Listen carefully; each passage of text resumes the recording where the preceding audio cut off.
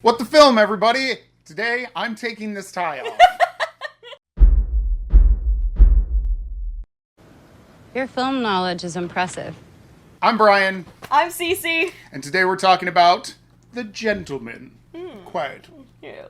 I'm a motherfucker gentleman. The Gentleman is about a crime organization in Britain. It follows the exploits of drug lord Mickey Pearson, his associate Ray, sort of his right-hand man, and a journalist, Fletcher, who is attempting to blackmail them using information about their criminal marijuana enterprise. The Gentleman is a Guy Ritchie movie, and Fletcher is telling a story as he has viewed it over the last few days between these different drug dealers, and he is planning to blackmail Ray's boss. So the whole movie is from the point of view of Fletcher, as played by Hugh Grant.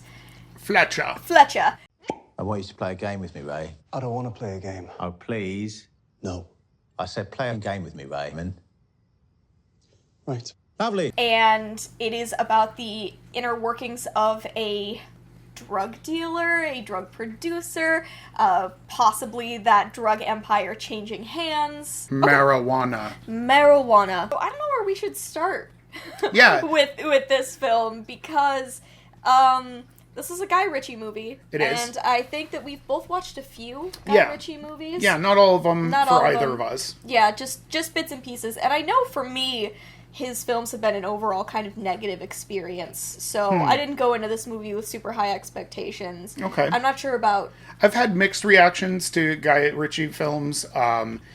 Mostly, I think that they're technically really good, that the technical aspects of the filmmaking itself are really good, and that the dialogue has been pretty snappy, follows a set pace throughout the movie. It's just, when it comes to the plots themselves, I've been middling. Yeah. I guess I'll just start with, did you like the movie? Yeah, I mean, I feel like that's a good place to start. Yeah. I did like the movie. I thought that it was technically amazing. From a technical aspect, from a filmmaking aspect, I thought it was really good. I also thought that the acting in it was really good. I thought the dialogue was snappy. I thought that the conceit about how the film is structured was really cool. And I thought that the plot was also engaging, and it sort of felt like an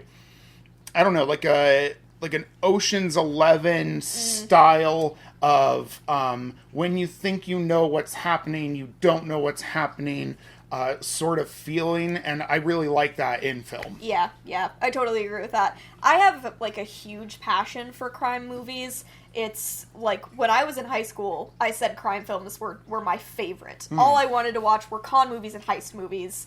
That's all I was invested in. There's nothing wrong with that. No. And I think I still very much have a passion for it. There's just sort of this history of, if you are a woman who loves crime films, there's not a lot that's going to be great to watch as a woman. Okay.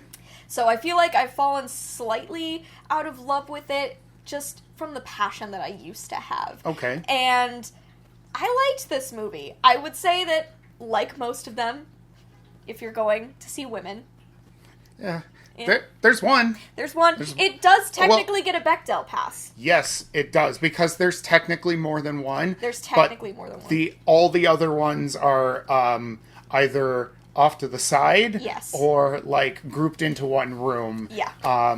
So there's only one. There's only one central female character. Yeah, only one female character who's a main character. Yeah. Yeah. So movies like this, I always go through a love-hate situation where I love this style of filmmaking. I like a movie that feels easy to watch. You can sit down with your popcorn and enjoy it, but it's able to trick you. Yeah. I love the satisfaction of a movie tricking me. Yes. It's just why I go to movies. That's why I love film, is for that moment when I'm like, oh, you got me with that, but not in a Stephen Moffat, I got you because I completely lied to you and turned it, but a really detailed and technical plot that is able to hit similar beats that I know, beats that I love, while still getting some twists in that I think are effectively done. Yeah, and they don't feel like a Shyamalan twist in that it's not out of left field.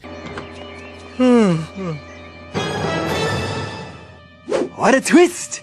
You didn't see it come in, and now it changes the whole dynamic. It's more that you have this feeling of how things are progressing and the way things are, and then you're hit with some information that really was paid off. Like, it was set up before, and it's paid off with this sort of like, oh, but you hadn't considered this. Yes. Actually, it went this way. And it's really well done. You don't, for the most part, see those things coming or know how it's going to pay off. And it's satisfying each time.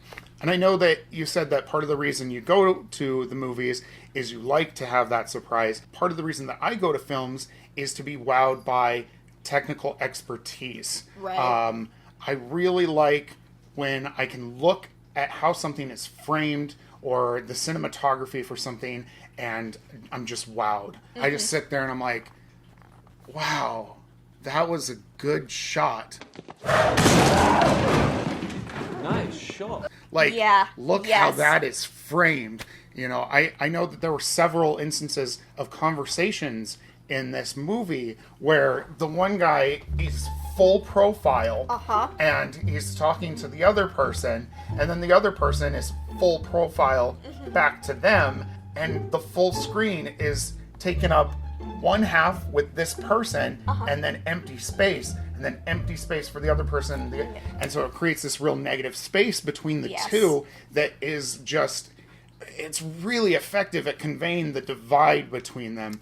And then when there's movement, it's really well staged and set up. Oh, it just, from a technical aspect alone, this movie is beautiful. If you've ever studied film, if you've ever studied cinematography, you will be wowed by this film, hopefully. At least I know that I was.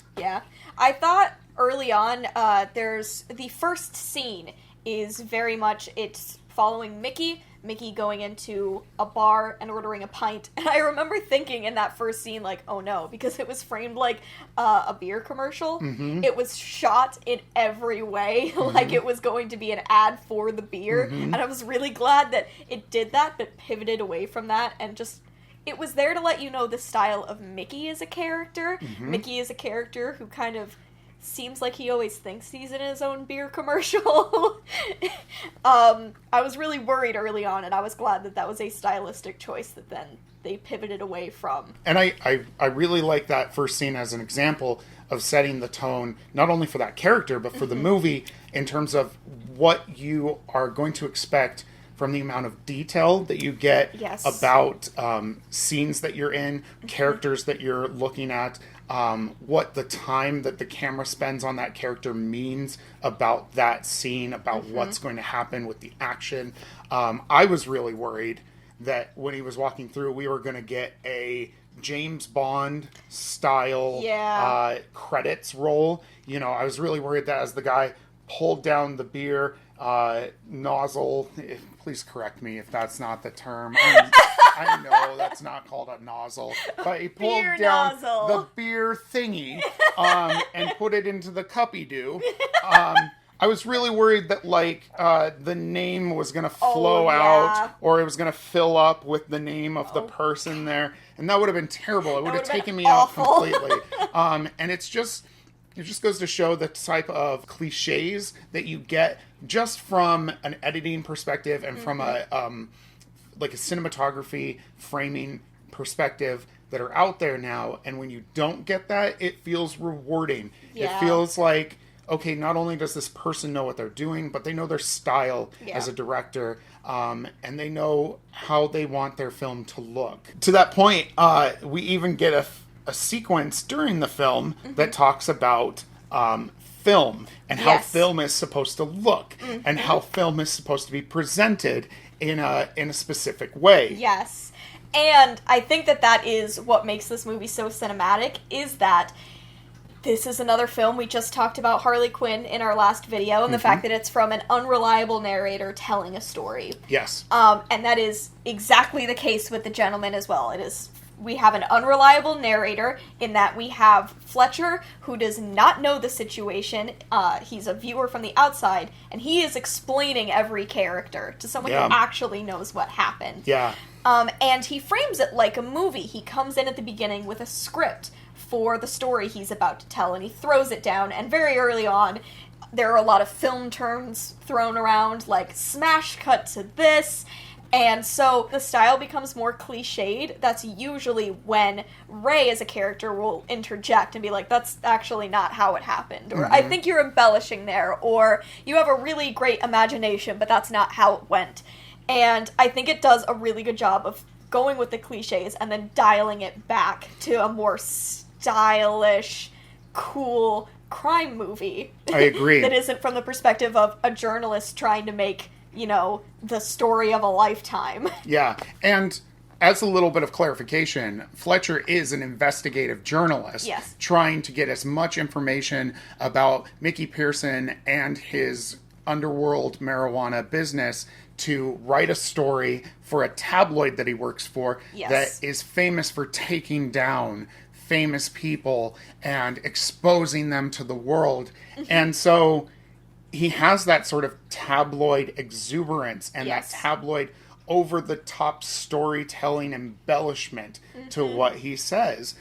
It's warming up now, isn't it? And I really enjoy, like you said, those moments where Ray says, that's not how I remember it going. And Fletcher just having to be like, oh, well, you know, a little bit of poetic license.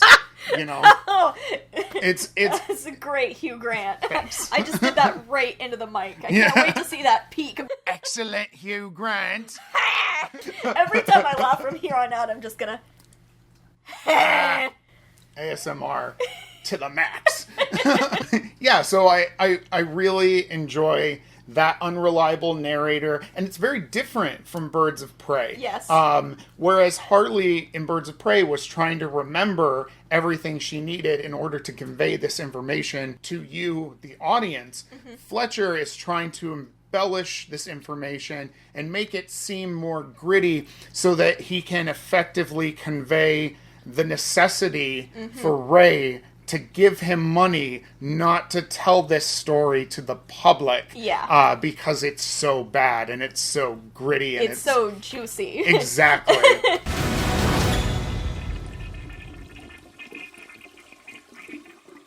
I forgot to wash my hands.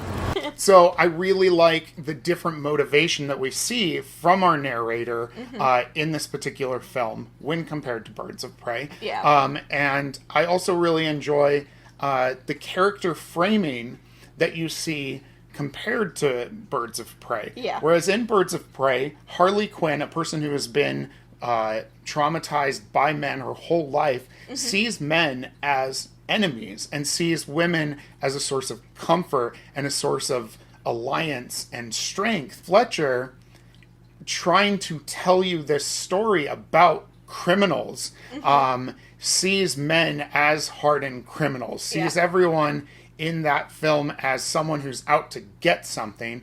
And then our one female character, he sees her as the wife. The wife. She is the drug lord's wife. Yeah. We very rarely get to hear her name said because she's referred to as the Mickey's wife. We even get a scene where Mickey says, "My wife." Yes. Except not like that. He does. He says, "My wife," and we both turned to each other and went, like, "My wife," which broke the tone. It did. I do think that there is one sort of unnecessary scene with Rosalind, that is her name, Mickey's wife, which I think you can write off as Fletcher embellishing, but there is a scene where very suddenly there is the threat of sexual assault. Yes. And it really comes out of nowhere.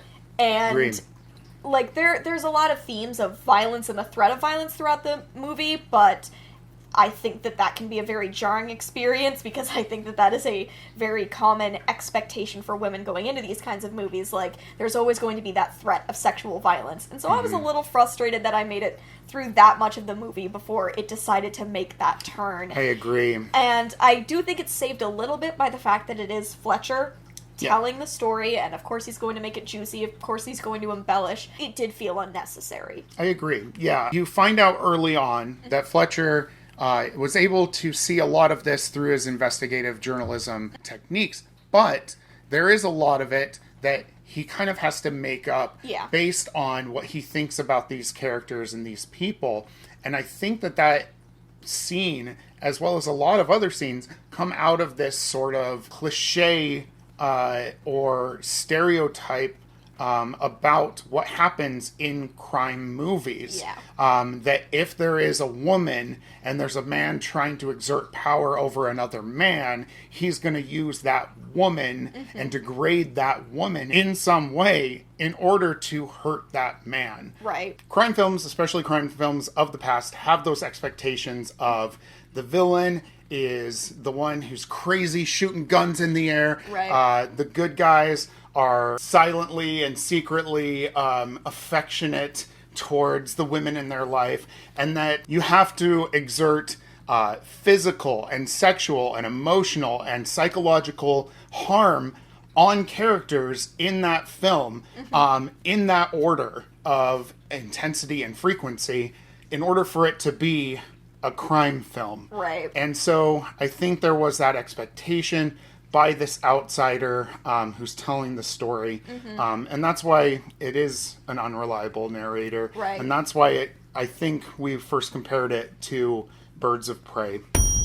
Ah, shit. I told this all wrong. Quick history lesson. This is an interpretation of events Right. rather than just showing them from the filmmaker's point of view. Yeah. I think another way that that's definitely shown is, like, through the deaths that we see in the movie. They're over the top, they're dramatic, or they happen really suddenly, because they're usually scenes where Fletcher doesn't fully know what happened there. Yes. So if a meeting happened behind closed doors, then in his mind it has to end with a brutal shootout or something like that. And those are the moments when Ray has to come in and say, oh, no, that's not quite it. Because Ray, I kind of want to pivot to talking about Ray, because I really liked him as a character. I was so glad that more than Fletcher or Mickey Pearson, Ray was our main character. Yes. This right-hand man to a drug lord. Yes. One of her associates had an accident. So you killed someone? No, it was the gravity that killed him. Gonna need those phones. He has OCD. Like, that is a point of view that I had for most of it, and then there is a scene where Mickey says you don't have to take your OCD over there, you just have to go over there. And I think that there are a lot of very specific scenes where Ray is reserved. He likes things done a certain way. He likes nice things. He likes to look nice. And I love that type of character in a crime film. Yes, I do too. It gives a humanity to him. And, I mean, there is a problem sometimes with taking personality quirks or personality traits and attributing them to illnesses or disorders. I myself personally have OCD, and so sometimes when I see that term used, it's a little upsetting because just because you're fastidious, just because you're clean, doesn't necessarily mean that you have OCD. But I did see things in Ray's character that I could relate to. Sure, he does have that, like, I like to be clean, I like to be dressed a certain way, I like to make my house guests take their shoes off when they go into the home, but he also had characteristics like, I don't like this type of thing, and I will do it, but I'd really prefer not to. Do you think we could get someone else? Okay, no, you're the boss. I will follow what you say, but just know it's making me really uncomfortable to do that. And that's what a lot of people with OCD, I think, go through. The disorder makes things uncomfortable for us, sometimes to the extent that we can't do them or we feel like we can't do them. And sometimes just to the point that we feel like, I'd rather not do this, but okay, I'm just going to do it and be uncomfortable. That was nice to connect to Ray in that way. And it was nice to give him this humanity or this, I hate to say weakness, because it's not a weakness, to have that, but it's a depth that you don't usually get, especially from like side characters, characters that are usually relegated to side character status. So it was nice to see him in a main character role, and it was nice to see him have that sort of depth. And you know, I just figured this out now sitting here. I have been trying to figure out, since we saw this movie last night, who he reminded me of, why I kept comparing him to someone, but I couldn't figure out who it was. I'm thinking of Daredevil. The first season of Daredevil, where Fisk has this right-hand man. And in that, I loved that character. I was obsessed with that character in Daredevil because he is this guy who likes things a certain way, but does his job well. And you don't have to establish how he got to this point in this criminal's life. You just know that whatever you need to get done, he's going to get it done. And it was because I'm drawn to that character. It was really cool to see this movie. Wow, I can see that connection for sure. I personally didn't like that character so much, or I wasn't engaged so much by that character in the first season of Daredevil, and yet at the same time, I can see your connection to him. I do see that connection between him and Ray, and I really like Ray, and so I wonder what it is about Ray that despite him being very similar to that, I still enjoy. So I really think that you would enjoy Ray as a character, whether or not you like that character from Daredevil. Absolutely, yeah. Because like I said, I knew I liked him, I just also couldn't figure out what else I was comparing him to. The way that my media literacy works, the way that I communicate, is through comparison. I need to use other characters and other ideas in order to convey like how I feel. Same. So it's really helpful to have those kind of baselines, and that's why I compare a lot. I think that I'm going to continue to do that in videos like this. Yeah, and I think that a lot of people do that. I think it's why a lot of people connect to certain characters because they compare them to themselves or to people that they know. And so comparing it to other characters that you know is, I think, a pretty familiar tactic for a lot of people. No, I really like that comparison. I really think that there are a lot of ways in which he's similar to Fisk's right-hand man. And in a way, there's a lot of ways that in which Season 1 Fisk is very similar to Mickey Pearson. He's very motivated by his connection to a woman. He's very motivated to producing something that he thinks is worthwhile to the public. That he feels like he's doing something that he's in the right, and yet he knows that he's doing it in a criminal way. So yeah, I really like that. And he's dedicated to style. He's dedicated to making sure you do it the right way and only using violence when it becomes necessary. Which I think is very much Mickey Pearson's method of doing things. And it's really interesting that the setting of this particular narrative limits the violence in a way that you don't get out of an American set crime thriller or crime drama. Because there's a whole plot point in this in which someone gives another character a gun, and everyone's like, you can't give people a gun here. That's not okay. This is Britain. We don't do the gun thing. And yet at the same time, there's this hypocrisy there in that all of them are carrying guns. All of them are carrying guns. They all guns. have a gun, and yet this gift of a gun is seen as like, this is very strange. I think you also see this in the way that people, when threatened with violence in the film, are a lot more nonchalant about it. They're like, what are you gonna do? Beat me up? And then as soon as a gun comes out, everyone gets serious. Everyone is like, okay, sorry, I didn't know it was that way. I'd be very interested to know if we have any international viewers or viewers from Britain or other countries where guns are not as prevalent as in the United States, to know if something like that is good representation of what you know about crime in your own countries.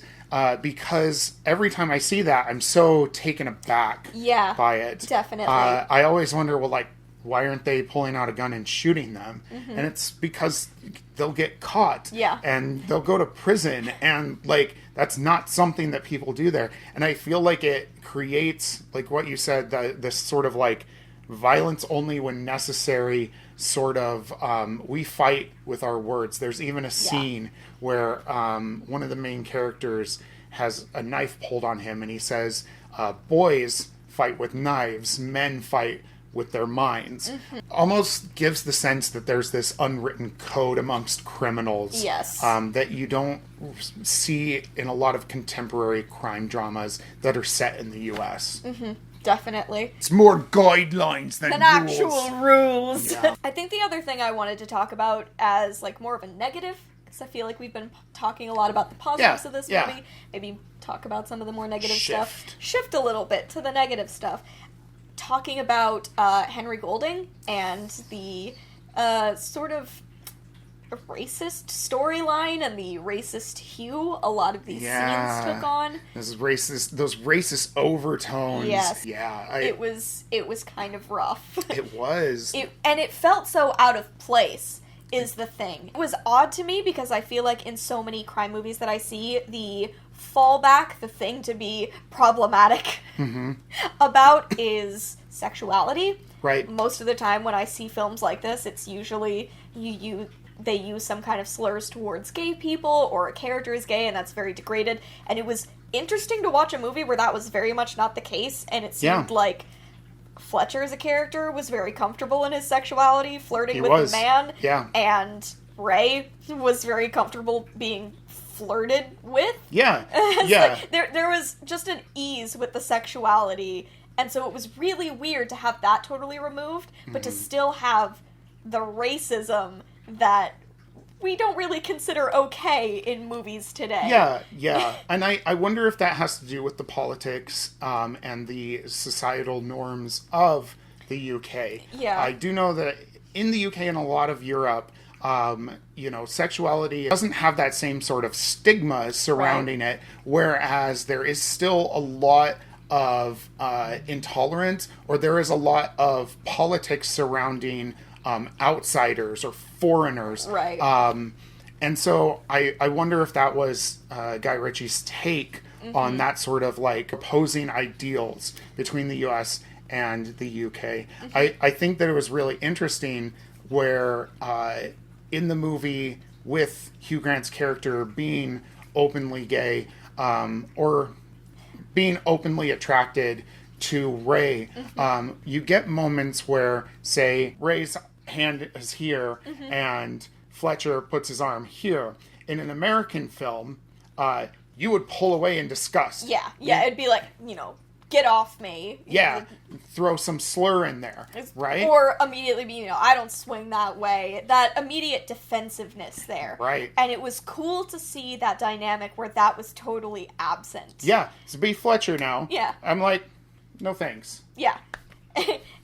That's it. It's that easy. It's not for me. Not for me. Yeah. And there are a few different scenes where he's flirting with Ray, and Ray isn't, like, totally conscious of his masculinity, where he has to constantly shut that down in order to feel like a man. He just kind of breezes past it, because that's not what the meeting is about. Right. And it was cool.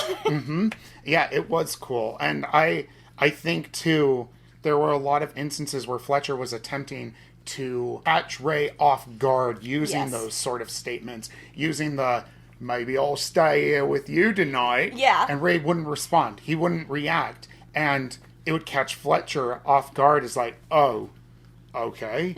Yeah. And so Ray very much kept the power dynamic between those two at the same level of him being in control of that situation at all times, even when Fletcher attempted to use things like his sexuality to throw him off. Yeah.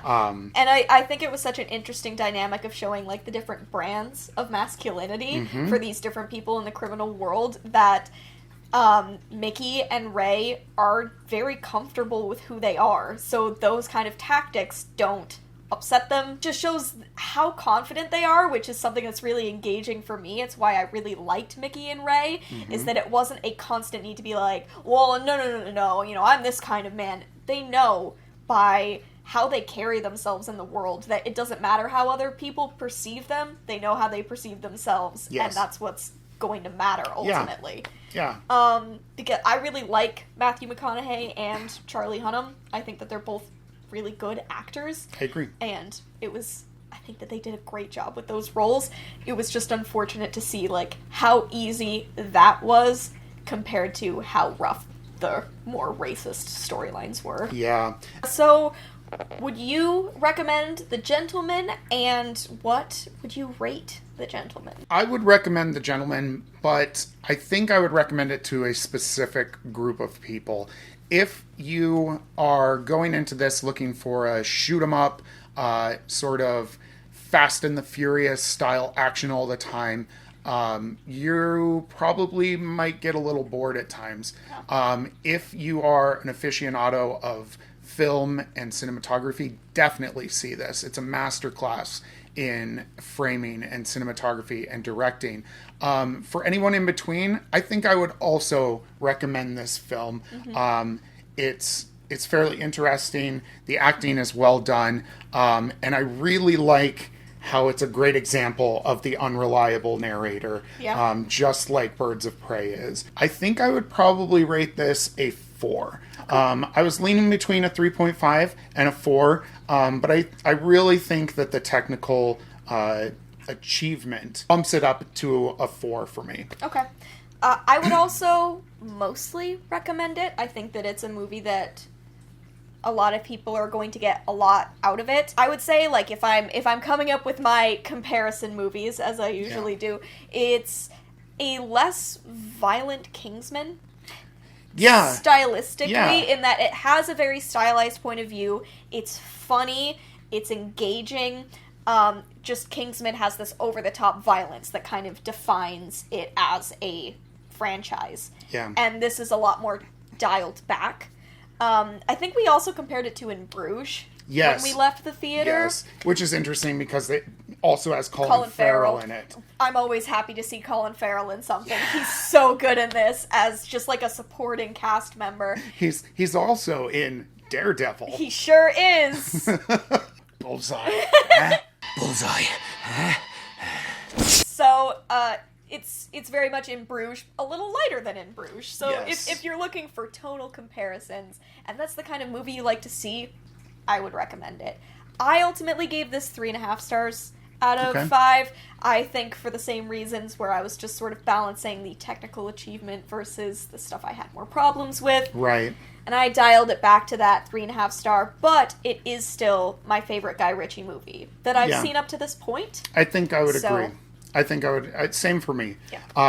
I do really want to emphasize. I think we both would really want to emphasize that there is an instance of sexual assault. There are multiple instances of racist remarks, and if that's something that really makes you uncomfortable, maybe wait until someone close to you has seen this film to know if you should go and see it yourself. Yeah, I would agree with that. So if you have seen The Gentleman, please let us know what you thought about the movie down in the comments below, and let us know if maybe we convinced you to see The Gentleman. Yeah. I'd love to hear that as well. Tell us in the comments some of the Guy Ritchie movies that we should check out that might be similar to The Gentleman or might be completely different, but you really like them. Hit that like button if you enjoyed hearing us talk, and if you want to hear us do more videos about movies and TV, maybe subscribe, turn on our notifications. That would make us really happy. It'd be cool if you wanted to stick around and watch some of the stuff that we're planning on creating. Yeah, we got a lot of passion for film. We've got a lot of passion for television,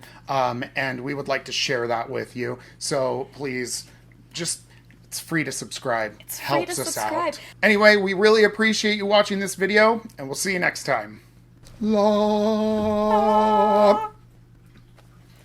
Stay. Sit. Sit. Achievement. Bunces. It Bunces. bunces. It bunces it. Yeah. We're half a swig.